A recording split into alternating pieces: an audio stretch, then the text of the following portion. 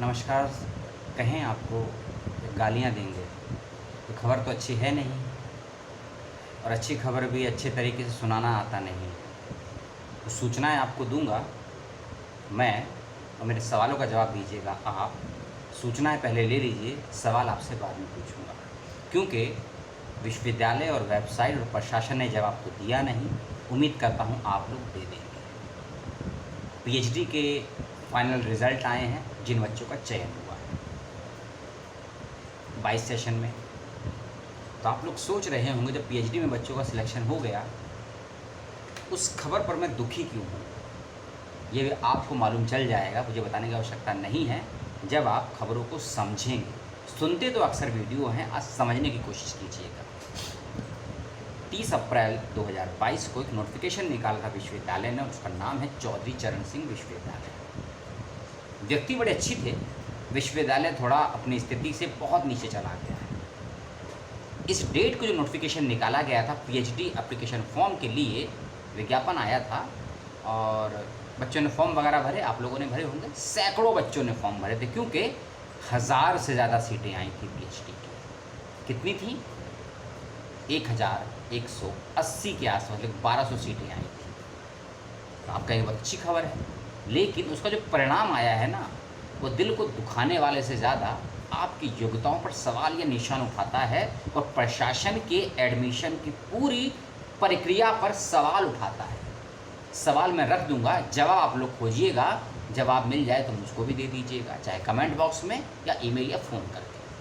पहले अच्छी खबर से करते हैं शुरुआत।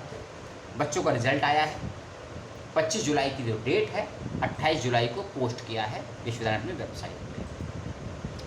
ये जिन बच्चों का चयन हुआ है उनको मुबारकबाद दे देते हैं, लेकिन जिनका चयन नहीं हुआ है ना, परेशान मत होइएगा। आप लोग को भी कुछ करना होगा, करिएगा। तरीका मैं आपको बता दूँगा। डिपार्टमेंट ऑफ मैथमेटिक्स में केवल 2 बच्चों का चयन हुआ है, उनको बहुत बहुत बधाई पीएचडी के लिए, ठीक है।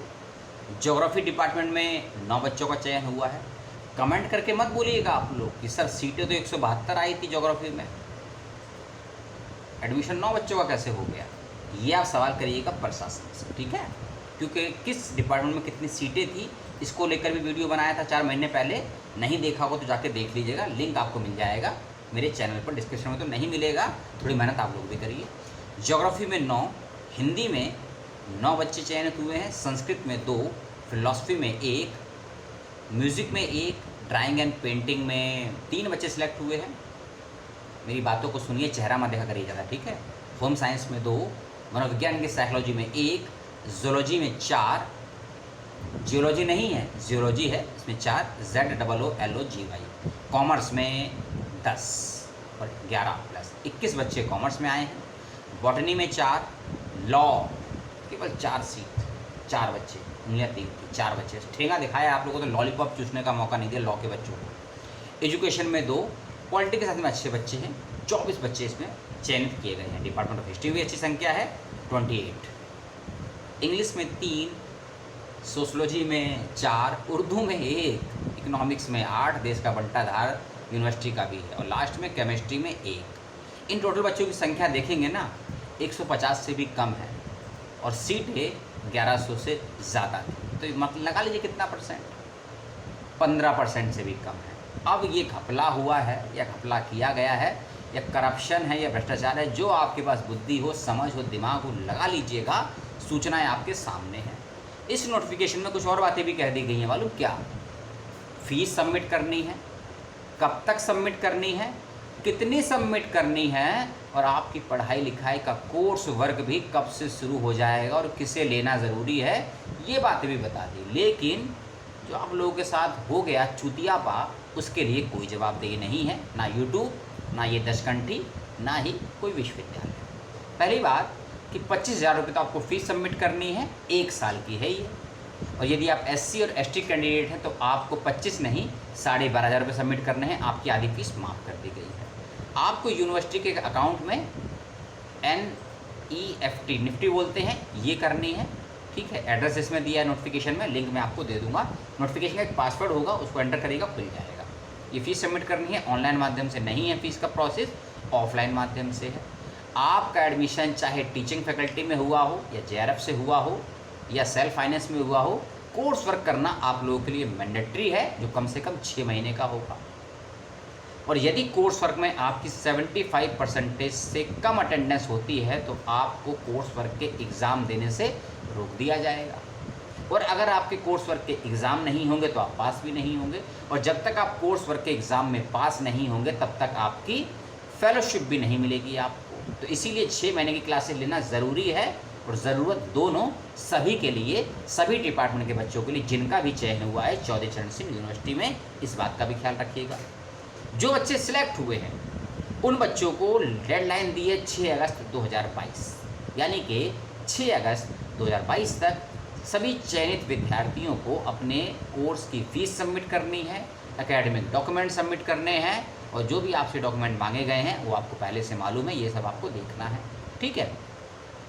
एक और चीज़ इसमें ये भी बताया गया कि जिसका एडमिशन हुआ है उसी को जाना होगा फ़ीस सबमिट करने के लिए, डॉक्यूमेंट वेरीफाई के लिए भी। इस बात का भी ख्याल रखिएगा। ठीक है, सूचना आपको दे दी। अब मेरे कुछ सवाल हैं उसको ले लीजिएगा। आपके सवाल हैं तो पूछ लीजिएगा, और मेरे सवालों का जवाब हो तो दे दीजिएगा। जब सीटें आपने 1100 प्लस निकाली हैं तो आपने 150 से कम बच्चों को एडमिशन किस आधार पे दिया? और दूसरी बात, सीटें तो एग्जाम्प्टेड कैटेगरी में निकली थी ना, और जिन बच्चों का JRF था वो फॉर्म भर सकते थे। तो JRF का फॉर्म भरने के बाद आप लोगों ने सीधा रिजल्ट दे दिया भैया यूनिवर्सिटी ऑफ चौधरी चरण सिंह। आप लोगों ने इंटरव्यू क्यों नहीं लिया? और ये पहला विश्वविद्यालय, क्योंकि मेरे एक सब्सक्राइबर ने बताया, बड़ा अच्छा लगा उनका ये वाक्य कि बिना इंटरव्यू के एडमिशन दे दिया बच्चों को। अब ये 144-45 बच्चे इतने महान थे कि आपने फॉर्म भरवाया और डायरेक्ट एडमिशन दे दिया। तो कम से कम ये तो बता देते आप लोग यूनिवर्सिटी ऑफ चौधरी चरण सिंह कि किस डिपार्टमेंट में कितनी सीटों पर कितने एप्लीकेशन फॉर्म आए हैं, क्योंकि नियम तो यही था कि फॉर्म वही भर सकता था जिसका JRF है। मान लीजिए डिपार्टमेंट ऑफ इंग्लिश है, आपने 3 बच्चों को एडमिशन दिया है, तो इसका मतलब क्या है? क्या 3 ही बच्चों ने फॉर्म भरा था? क्योंकि आपने इंटरव्यू तो लिया नहीं, कोई स्क्रूटनी तो की नहीं, कोई काउंसलिंग आपने की नहीं, तो आपने इन 3 बच्चों का चयन कैसे किया डिपार्टमेंट ऑफ इंग्लिश में?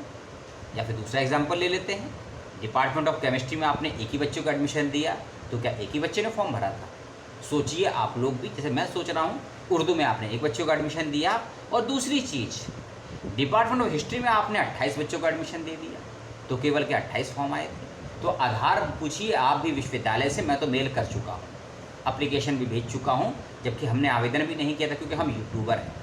अगर हम आपको खबर देते हैं तो हम ये पता भी करते हैं कि जो जानकारी आई है वो कितनी सही है, गलत है। जवाब चाहे 1 दिन में मिल जाए, या 1 महीने में मिल जाए, 1 साल में मिल जाए, जब भी जवाब आएगा वीडियो आपको दे दिया जाएगा। तो ये खबर थी PhD में सिलेक्शन बच्चों की, और जिनका नहीं हुआ है भैया वो लोग सवाल करिए यूनिवर्सिटी से, नोटिफिकेशन लगाइए, RTI लगाइए, मिल के जाइए, जो भी करना है करिए। अगर लगता है आप लोगों के साथ गलत हुआ है, नहीं तो जो दुनिया करती है आप करिए, इग्नोर करिए, खुश रहिए, और अगली यूनिवर्सिटी का फॉर्म आएगा भर दीजिए, जो हुआ है भूल जाइए। नहीं तो अगर आपको लगता है कि आपका अधिकार छीना गया है, तो अधिकार मांगने से तो मिलता नहीं है। किसी ने कहा था ना, क्रांतिकारी ने, छीनना पड़ता है, और गले में या हलक में हाथ डाल के छीलना पड़ता है, और आँख में आँख डाल के सवाल पूछना पड़ता है। और मैं जानता हूँ आप लोग इसमें से कुछ नहीं करेंगे, आप अगली यूनिवर्सिटी का फॉर्म जरूर भर देंगे, क्योंकि आप चीज़ों को इग्नोर कर देंगे। जय हिंद।